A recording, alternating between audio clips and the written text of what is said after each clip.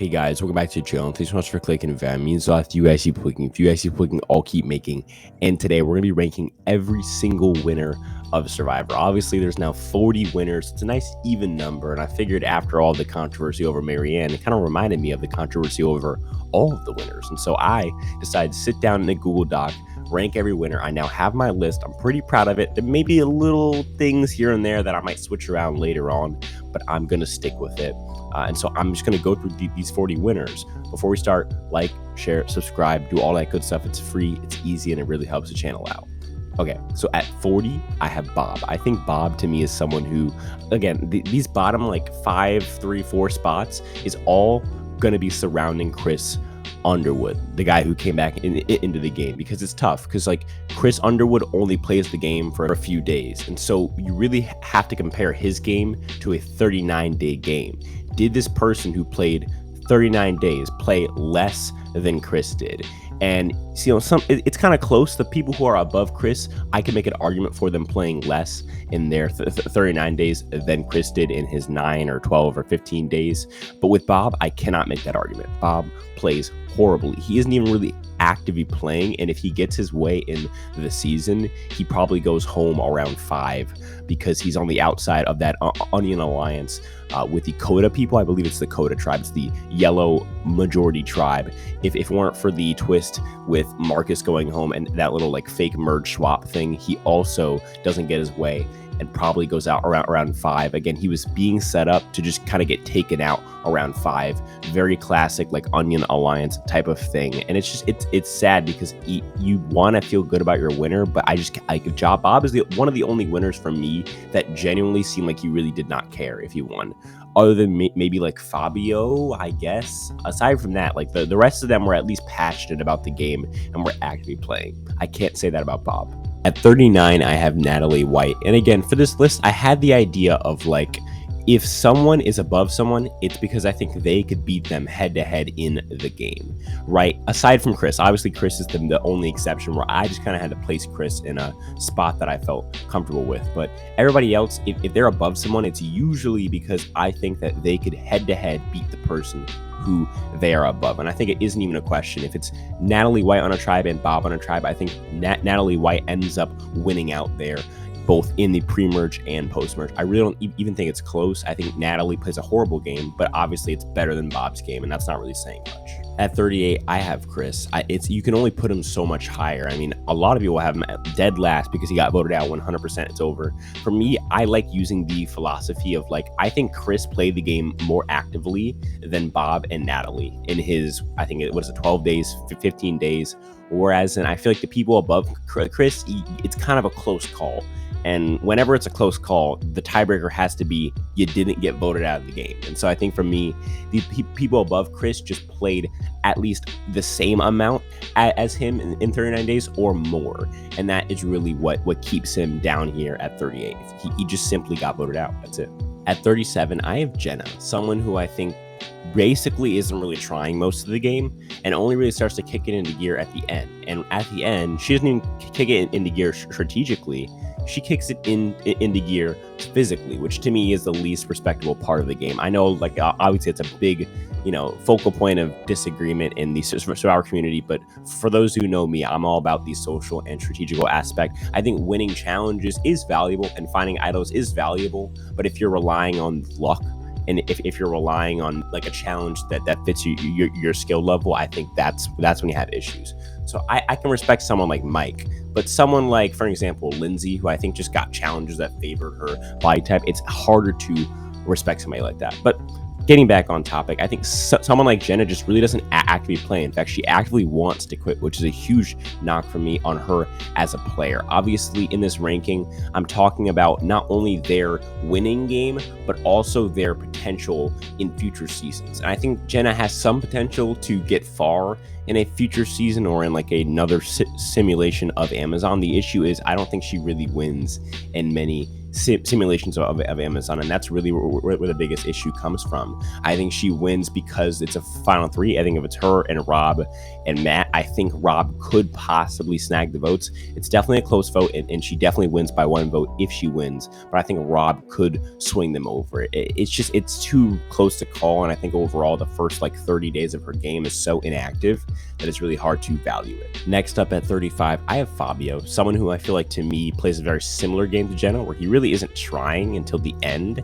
and at the end he uses what he's been doing so far as a quote-unquote strategy, right? With Jenna, it was the whole, I'm a woman, I'm going to use my body to my advantage. Now Jenna was a little bit more out there with it, but I think Fabio at least played the game a little bit more actively than Jenna did for the first like 30 days of the game. And then basically their similarity is that both of them at like day 30 kicked it into gear, won like 3 or 4 immunity challenges to get to the end, kind of miscellaneously, and then beat 2 goats at the end, or a goat at the end in Jenna's case. I think the big difference is Fabio at least does get into an active majority alliance on his original tribe and also at the merge.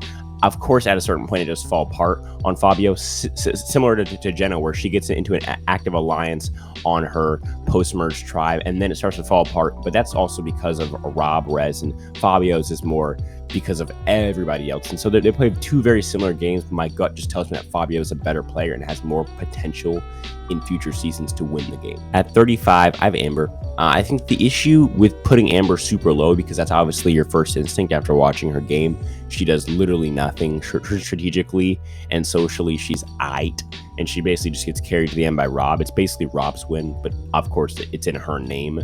I think it's interesting because you can credit her. She was aware what Rob was doing and how Rob was making enemies.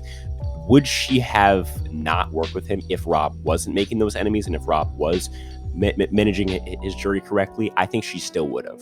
And so I think she more got lucky of these circumstances rather than actively seeing that Rob was mismanaging the jury and saying, great, I'll go to the end with Rob. I think she goes to the end with Rob, even if Rob has perfect relationships with Big Tom and Alicia and Lex. I think even then she still goes to the end with him as a GOAT, and that's really my biggest issue, is her intentions just weren't there. And at 34, I now have Erica, someone who obviously I've talked a lot about on this channel as my channel's kind of grown up in the new era of Survivor. So I've been talking a lot about 41 and 42 on my channel. Those are the 2 seasons that I've covered fully on the channel. I think it's interesting. Erica's win is worse than Marianne's, but they play a very similar game. The difference is that Marianne has an unequivocally at least good move that you can at least partially credit to her. Some may argue it's fully her move, some may argue it's, it's really half and half, but you can at least credit it most to her, and it's actually a gigantic move. It's a big move, and it gets out the best player in the game. Erica's move that you can quote unquote credit to her is splitting the votes. If you could see my face right now, you would just hard no. That is not the winning move of the game, is splitting the votes when the blindside plan is already in place. Like, you already had 6 votes on Shan, and she wasn't going to play her idol anyway. So why are you splitting the votes? It makes sense, but splitting the votes just is not the game-changing move that should win you the game. That's just how I personally feel about it. I think someone like Marianne, who's a bit higher than Erica, just has that simple edge of having that one really good move. But they both play terrible games. They both should have gone out in the pre-merge probably and got very lucky, and they both should have gone out in the early post-merge as well. Next up at 33, I have Danny, and I think Danny actually plays a very similar game to Erica. Obviously, different circumstances, but they both come into the merge kind of down on the numbers and just play more of an under the radar game. I think the big difference is that Danny's big moment is that she wins immunity and then causes a big flip against the majority alliance at 7, and the rest of the game she's kind of in control, or at least surrounding control, around Stephanie and around Rafe. Whereas with Erica, she literally just kind of stumbles her way to the end, and she also dodges basically getting out of the game twice. Once in the pre-merge when she was supposed to go home to that tribe throw that was failed because Nasir's a beast, and then the second time at the little fake merge when they have literally 11 votes to go on Erica. It's basically going to be a unanimous first merge vote against Erica, and then of course the hourglass twist happens, right? That's 2 times, whereas with Danny it's really just 1 time where she wins immunity, which is more valuable to me than getting lucky, right? At least you showed your physical game. And so it's 1 versus 2 times of getting saved. The person who needed to get saved twice is a worse player in my book. At 32, I have Marianne, the most recent winner of Survivor. I tried to put her as high as I possibly could, but there's just no way in good conscience that I can put her any higher.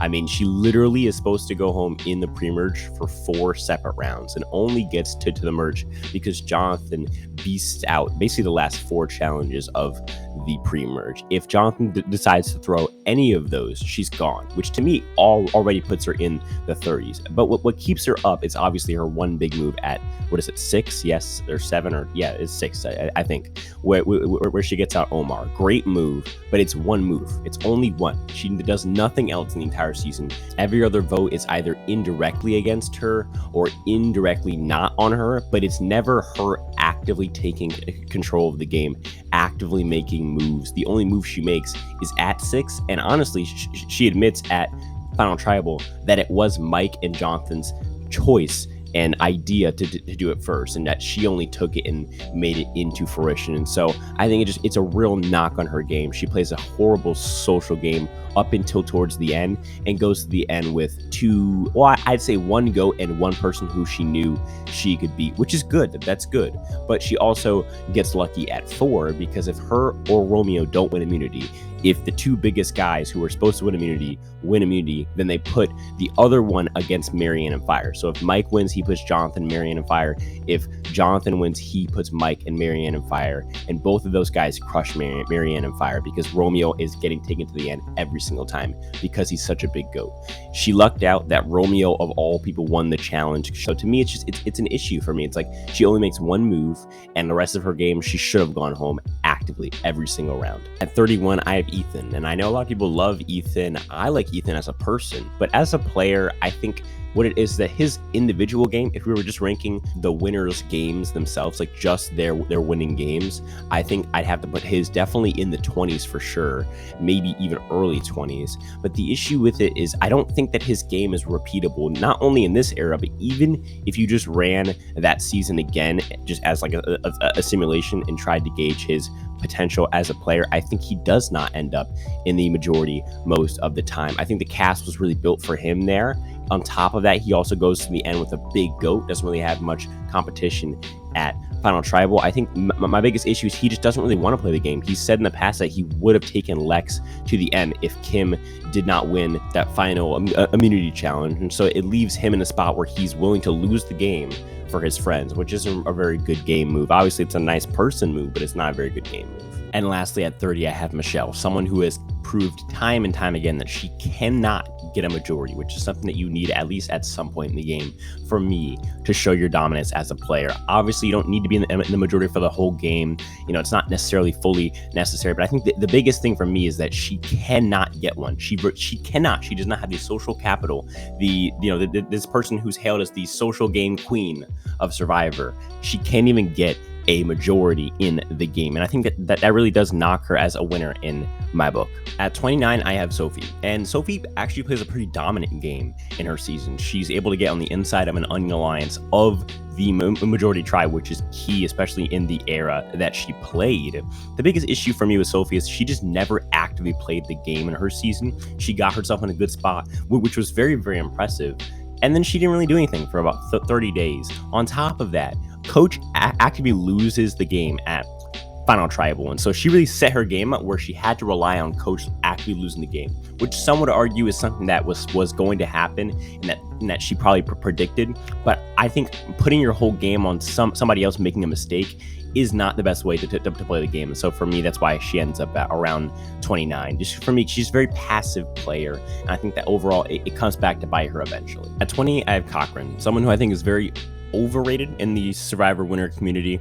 I think Cochran in his first season showed the real player that he is, right? He cannot play from the bottom of his own alliance. Even if his alliance is in a good spot, he really needs that security and that number one ally to really calm him down. On top of that, he cannot really do well at Final Tribal unless he has 2 abysmal players sitting next to him. Because for me, I mean, you saw he was very nervous going into Final Tribal, and I think it really helped that he had Dawn and Sherry, two horrible Final Tribal competitors, going up against him. I think overall he really does not have what it takes to consistently win the game, and I think his first season is more of a good demonstration of who he is as a player. At 27, I have Denise. I honestly don't really have much to say about Denise. She's pretty passive as a player. I think she was put in a really good spot. I will say her social game is very good. People call like Michelle the king of the social game, or sorry, the queen of the social game. But I honestly think that Denise showed a very, very good social game this season because she couldn't really play strategy since she only really had one ally from the pre-merge. She was really able to get people to like her and then get to the end with two people who genuinely did have arguments to win the game, with Scoopin having more of a strategy story and then Lisa just having a really good personal growth story, and she crushes them. It really isn't even close, even with her bad Final Tribal performance. I think it really is impressive how she's able to maneuver this post-merge. The issue is I don't really see much other than that. Like, she doesn't really have a strategy. At 26, I have Aris. Again, someone who I really don't have much to say about. Aris kind of just got on the right tribe, managed his tribe very well, was able to get into several onion alliances on his tribe, and I think as soon as his tribe had the majority at the merge, Aris was always getting to Final 3, and then he does get lucky with Terry not winning immunity at the end, especially because the challenge was really not catered towards Terry. But I think besides that, he plays a pretty impressive game. Just that his game lacks like that flashy big moves, and it really was Sari making all of those moves in his season. Next, I want to talk about Adam, who I think is someone who I could put higher, I could put lower. I think the biggest issue with Adam's game is that he just lacks like a good instinct, right? His instinct is to go and tell Figgy and tell Taylor about all of the plans of his to flip, and the fact that they're on the bottom. It's a bad move. His instinct is to go try and grab Rob off the bottom. Whether it was a good move for Rob to do, which I think it would have been, either way, it's not really a good choice by him because he's putting himself out there. He really does put himself out there for other people, and he has a little bit too much faith in the other people's strategical abilities, and I think it really does come back to bite him a few times. He's gotten lucky in both games that he's played, that he even got to the merge in the first place. I think his games are full of a lot of luck. But I will say he's very good at managing personalities, as far as like not losing his temper and things like that. He's pretty good at managing idols and split votes and strategy and stuff like that. And he's not horribly socially, like he's not like some super fan like Jacob Derwin type where he just has no social ability. I just think that to me, he lacks the ability to like listen to his gut and make just the right choice at the end of the day in a lot of situations. At 24, I have Nick, someone who's a very mid-tier winner to me. He plays the game well. He does rely on a 3 immunity streak at the end, which I'm not a big fan of, but I will say he gets the merge, he gets involved in some sub-alliances. Overall, he plays the game very well. He flips his own tribe, I think, on the first vote of the season, the Jessica Pete blindside, which really puts the whole game into his control. He manages his swap tribe pretty well. Overall, just plays a very decent game. At 23, I have Ben, and really the way that I decided how to put like all of these like people from Winners at War that are kind of in the middle of this list, like these kind of new school winners, and Adam and Nick and Ben, these players who are kind of in the same era, is that I decided who would beat who head to head. I think Nick beats Adam head to head, and I think Ben beats Nick and Adam head to head in the game. In fact, we saw that in Winners at War. I'm specifically referencing Winners at War for this list a lot to see which winners would end up on top in the game. Obviously, it's only one case, but it is our only sample size of these winners going head to head. So I think Ben in the end probably beats Adam and definitely beats Nick. At 22, I have Mike, someone who I think is given a lot of hate because of the fact that he had to go on an immunity run, and for like the last 5 rounds of the game had absolutely no strategical abilities. But I think before that really shows how good of a player he is. I mean, he was in complete control of the game. Him, Rodney, and Dan were in great spots before Mike's auction mess up, and then Rodney kind of using that to flip everything on Mike and put Mike at the bottom. It really did put Mike in a bad spot, but I think before that, him using his majority spot on the merge tribe to really hit his advantage and kind of reel in the no collars and also the white collars, it showed an impressive ability socially and strategically, and then his physical ability was definitely on display, tying the record for the most immunity wins during the post-merge. At 21, I have Chris. It's someone who I think Chris is a good winner.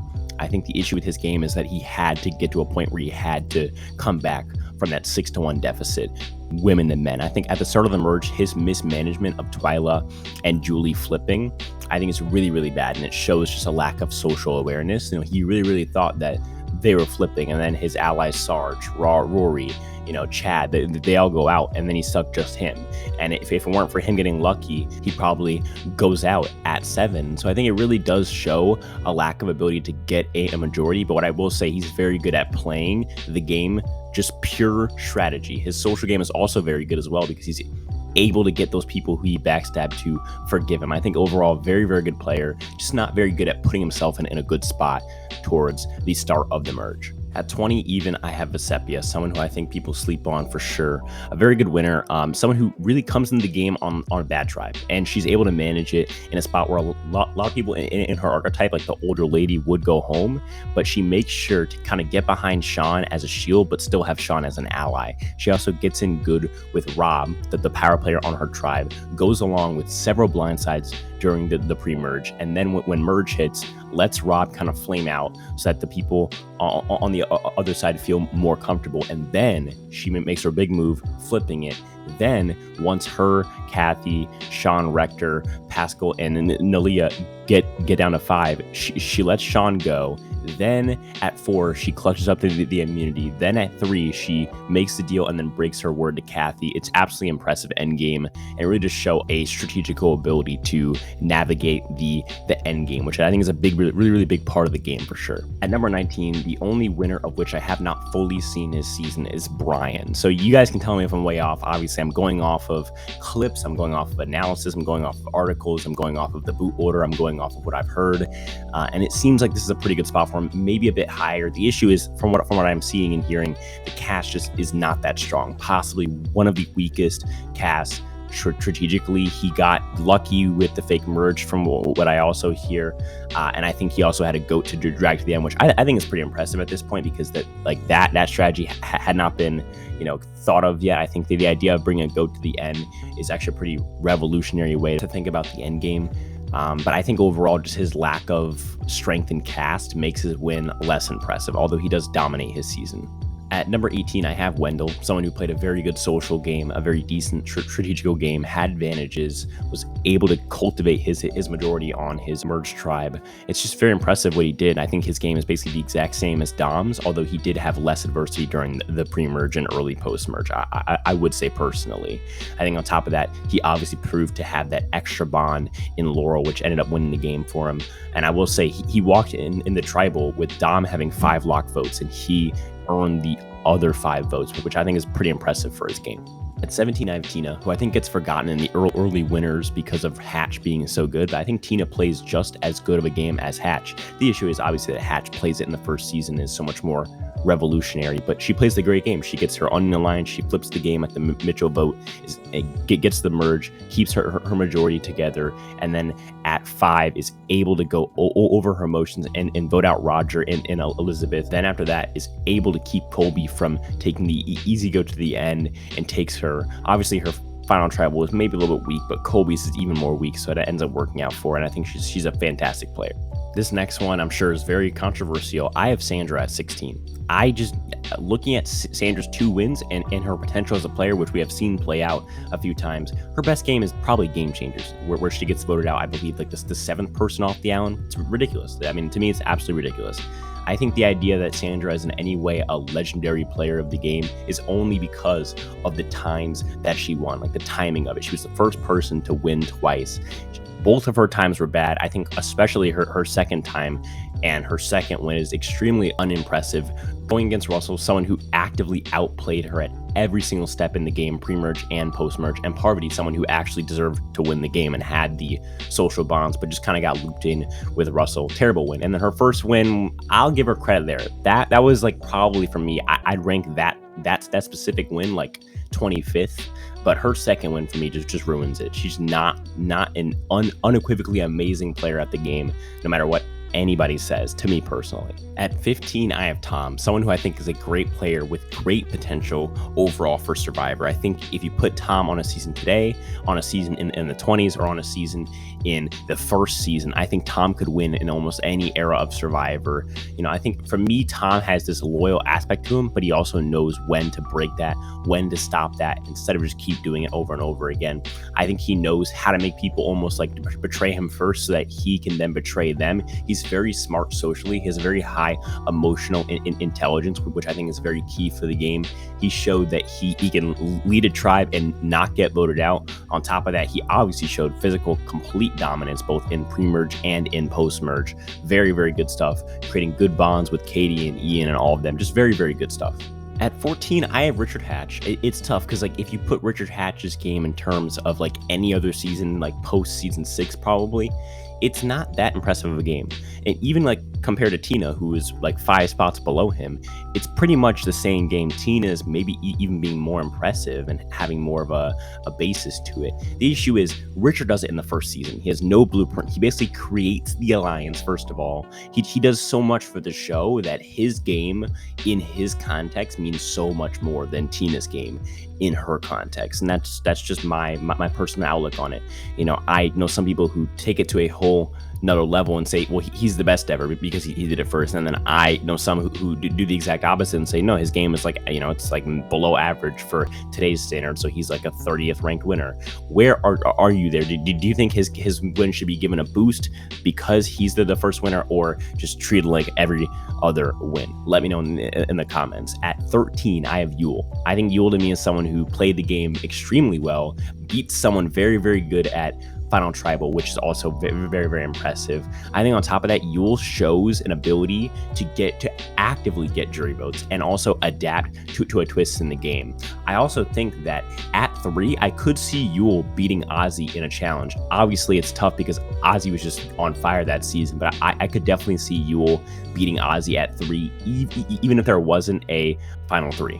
At 12, I have JT, someone who plays a flawless game in token chains, and overall, to me, just shows that your social game can carry you, and then all you need is a little bit of strategy. I think overall, he plays a fantastic game, and although lately his games have been trending downwards, he still knows how to play, and I think the ways he's gone out have been very bizarre, to say the least, and so I still give him credit for being a great player his first season. Next, I have Natalie Anderson, someone who I think plays a pretty good game her first season. Obviously, it takes a little second to kick into gear, but once it does, she plays a fantastic game. And really what it is that her potential is so high. I mean, you saw in Winners at War, even when she gets put in a bad spot and maybe kind of misplays one round at the start, she shows a strategic ability to get far in the game and utilize things in the game. She's very, very good at the game, socially, strategically. She does come off a little bit too strong, and her threat level will get her in trouble probably very often, but I think she'll always be in the running for a winner pick if she ever comes back to the show, which I think will happen eventually. At 10, I have Tyson, which is interesting because his first 2 games are not good, actively not good. The first time is second time is actively horrible. He ruins the game for 7 people.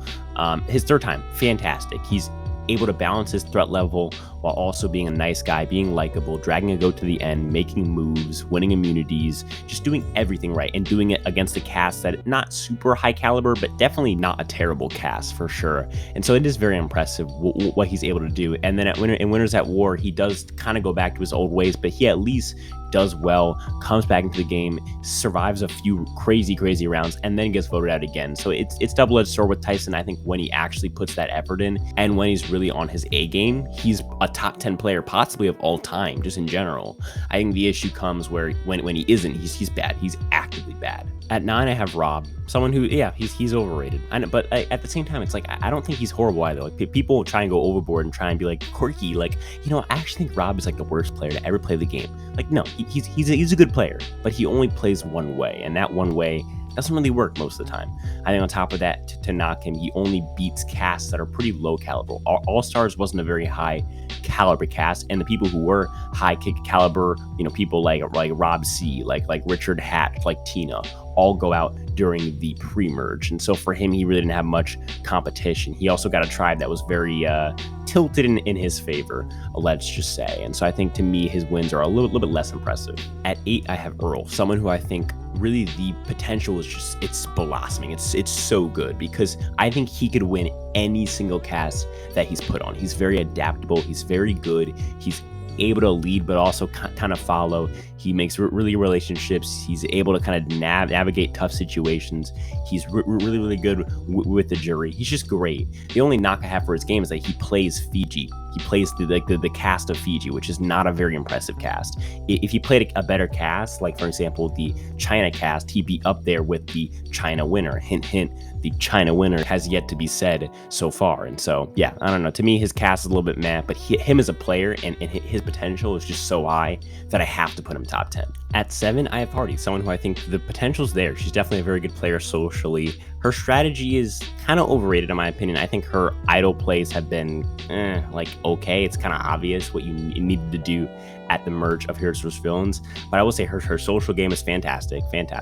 Her physical game is surprisingly pretty good as well. I think the issue is she really doesn't have much upside right now. I think in this new era, if she were to play, her archetype has now been played out. Her threat level is too big, and on top of that, similar to Rob, she really only knows one way to play, and that's like trying to kind of not be all the way on top, but be like the second or third peg down. And that's just not a repeatable way to play the game. She tried that in Winners at War, where she let Rob be like the figurehead, and then Ethan is under her, and she's like second in command, and it didn't work. It really did not work. And so I think, especially like with swaps, she's just not very good with those, with Micronesia swap almost taking her out, and then Winners at War swap doing her in. I think in general, she's not very good at like adapting to the game. Very similar to Rob. I think where she shines is just overall dominance in the game socially and strategically. Number 6, I have Todd. Really, he plays a very similar game to Earl, except I think 2 things. One, he beats better competition at the end in Amanda and Courtney, 2 people who played pretty decent games, especially Amanda, who goes on to be basically like a Survivor legend. And then I think on top of that, Todd beats a better cast, a much better cast, like a significantly better cast. And for me, that's why I think Todd is in a better spot than Earl is. But of course, they both play very good games. Todd is really good at like knowing when to strike, when to get, Jean Robert, and then when to get James, while also not letting those Jean Hu members kind of take control of the game and swing the vote against Todd. He really never is in trouble until like the final 4, and he manages that pretty well. He never really needs an immunity. It's just very impressive game. At number 5, I have Tommy, and I think for me, it's all upside with Tommy. I mean, you put Tommy in a game with like any cast, his gameplay is so repeatable. He doesn't need advantages, doesn't need idols, doesn't need an island. He doesn't need anything. He's very good at creating bonds, creating an alliance, keeping it tight, getting a number 1 ally. His game is just so repeatable in any era, and I think that if you put his game and the other ways to play the game in an arena, his game wins every single time. At 4, I have Jeremy, someone, again, the upside is just there. He's really physical, so like you want to keep him to at least a late pre-merge, and then he's able to kind of slip past there, start to gain alliances going into the merge. Uses the meat shield strategy. His game is so repeatable. Like this whole idea of a meat shield strategy, it just works over and over again. Very similar to a Tommy. It's just that we've seen Jeremy do it more often, so I think it is fair to give Jeremy the edge over Tommy, but I think it's very similar types of games, just not in the exact same way, but very similar ideas when looking at these 2 players. Their games are so repeatable that their upside is just so there. At 3, I have Sarah, someone who, again, her game is also very repeatable. It's very impressive what she's done in Game Changers and in Winners at War. Plays one of the best back-to-back stints that I've ever seen in Survivor, possibly the best. And I'm questioning it for sure. There's some good competitors in that field, but I think you could definitely make the argument. Her game is really good. It's back-to-back. It's very aggressive, but only at the right time. She goes under the radar, lets the big targets take over, gets like a main ally or 2, and then just goes all the way through the game, keeps people loyal to her. Nobody's gunning for her and anything like that. And she's really good with creating a story and managing a jury. At number 2, I have Kim. I get it. Her original cast that she wins against is bad, but the way she dominates, just so thorough and intricate. It's very impressive. On top of that, she does have upside, where I think she could repeat that in a similar way. And on Winners at War, with her threat level, is able to get past that little shaky start of the game, get past the swap, past the merge, and get all the way down to 7. Her name is Kim Spradlin, and she got to 7. That's freaking insane, and only gets taken out by our #1 player, who is, of course, you guessed it, it's Tony. I mean, he plays the best game, 2 of the best games ever. I mean, you could argue that those 2 games are the best games ever played of Survivor, and they're both by him. He only has 1 dip, and that's because his threat level was so big going in, and he thought he had 0 chance. His game is not as repeatable, but it worked for the time being. He was able to adapt, unlike more aggressive people similar to him. For example, like Rob, who just cannot adapt at all. He adapted for Winners at War. Very, very impressive win by him. As always, Tony is the GOAT. But what do you think? Who is your worst winner of all time? Who is your best winner of all time? Let me know down below in the comments. This one took forever to film, so please, if you can, drop a like. It really, really helps the channel. As always, none of this happens without you guys. Without you guys, I'm sure we're guys spinning a weird microphone. So as always, thank you. And if that's it, I'll talk to you guys in the next one.